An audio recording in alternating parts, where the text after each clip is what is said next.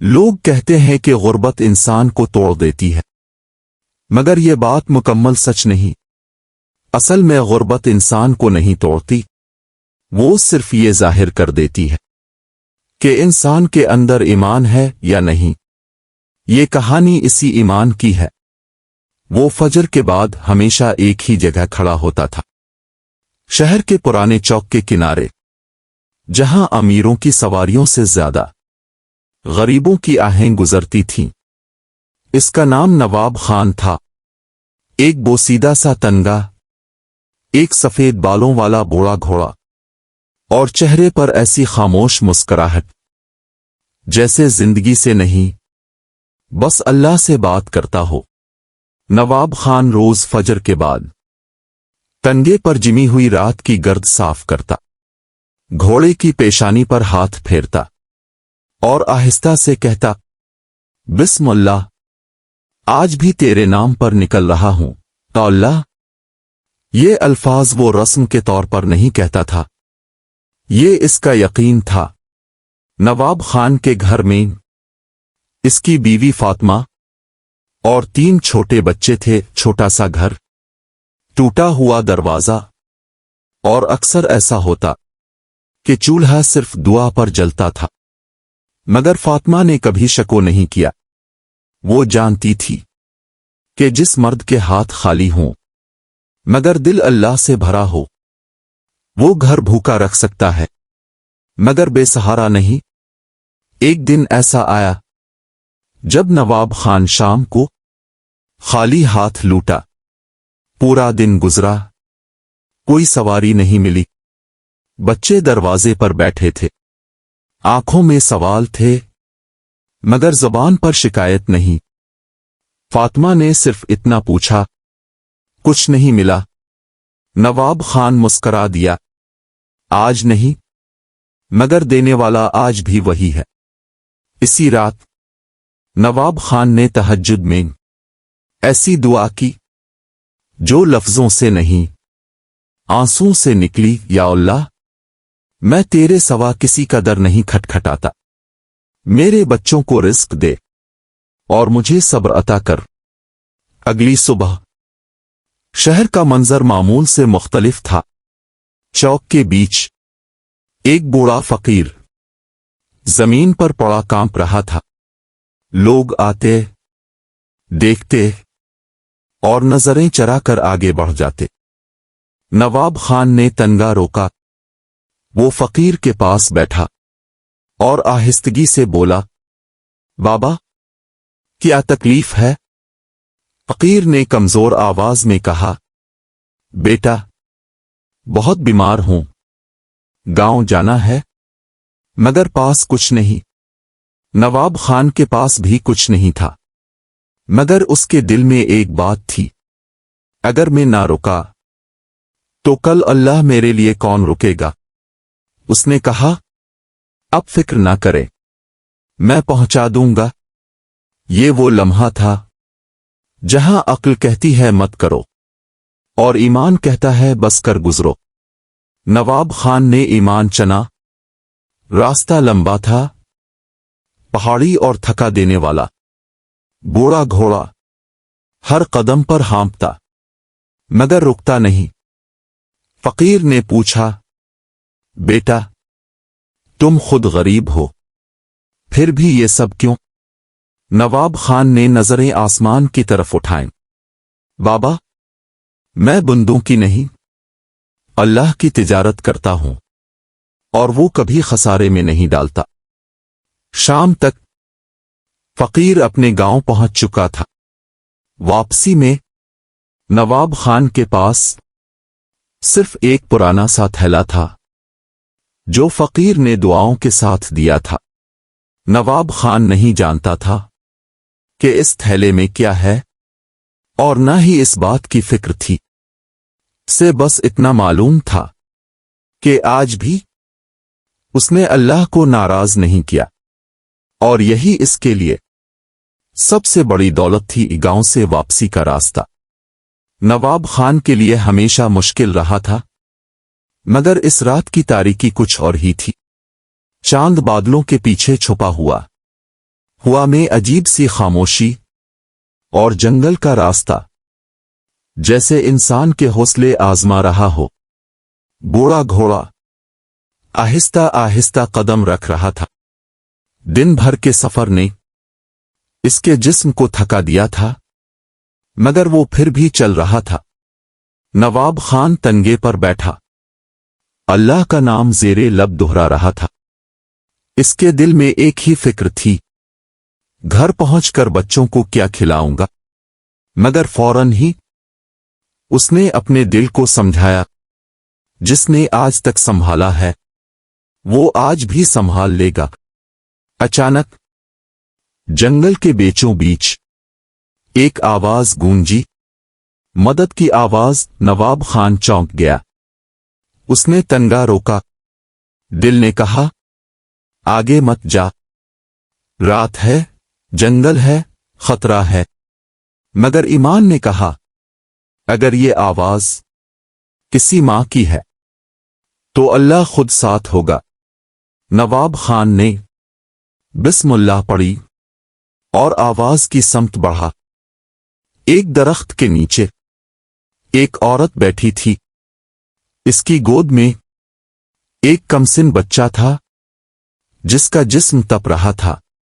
عورت رو رہی تھی مگر آواز میں صبر تھا۔ یا اللہ، کوئی تو مدد کر دے۔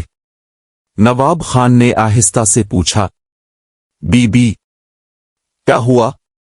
عورت نے آنسو صاف کیے، میرا بچہ بہت بیمار ہے، شہر جا رہی تھی، راستے میں طبیعت بگڑ گئی، نہ پیسے ہیں نہ کوئی سوار چھوٹیے رکی۔ نواب خان نے ایک لمحے کو اپنے گھوڑے کی طرف دیکھا، بوڑھا، تھکا ہوا مگر وفادار۔ پھر اس نے عورت سے کہا اب فکر نہ کرے، میں آپ کو شہر کے اسپتال پہنچا دوں گا۔ عورت کی آنکھوں میں ایسی امید جاگی جیسے اندھیرے میں چراغ جل اٹھا ہو۔ گھوڑا تھک چکا تھا، راستہ لمبا تھا، رات گہری ہو رہی تھی۔ نواب خان نے گھوڑے کے کان کے قریب جھک کر کہا تھوڑا سا اور میرے ساتھی، اللہ کے بندے کی مدد کرنی ہے۔ اور شاید گھوڑا سمجھ گیا، وہ تیز چلنے لگا۔ راستے میں عورت نے دھیمی آواز میں کہا تم جیسے لوگ اب کم رہ گئے ہیں۔ نواب خان مسکرا دیا، بی بی، نیکی کرنے والے کم نہیں ہوئے، بس دکھائی نہیں دیتے۔ اس نے آگے کہا میں یہ سب کسی بدلے کے لیے نہیں کرتا، بس اللہ کی رضا کے لیے۔ عورت نے دل سے دعا دی، اللہ تمہیں دنیا اور آخرت دونوں میں سرخ رو کرے۔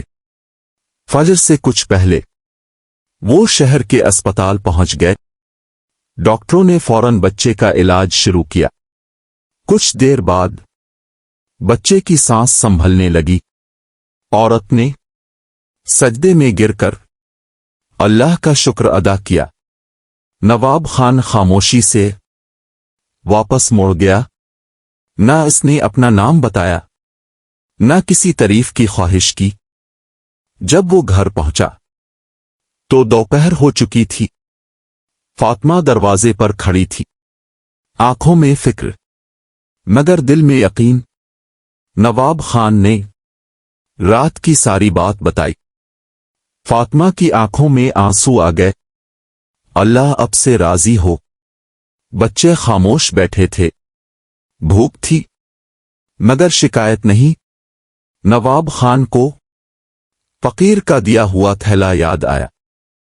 اس نے کھولا، اندر سوکھی روٹیاں اور چند کھجوریں تھیں۔ بچوں کے چہروں پر خوشی لوٹ آئی۔ نواب خان کی آنکھوں سے آنسو بہہ نکلے۔ دیکھو، اللہ نے پھر بھی رزق بھیج دیا۔ اگلے دن نواب خان پھر تنگا لے کر نکلا۔ آج کچھ سواری ملی، تھوڑے سے پیسے ہاتھ آئے۔ شام کو ایک مسجد کے پاس سے گزرتے ہوئے उसने 3 रुपए सदक़े के डब्बे में डाल दिए। फातिमा ने पूछा, खुद कम है, फिर भी दे आए। नवाब खान ने कहा, जो देता है वो कभी खाली नहीं रहता। कुछ दिन बाद शहर में ऐलान हुआ, नवाब साहिब तशरीफ ला रहे हैं। पूरा शहर सज गया।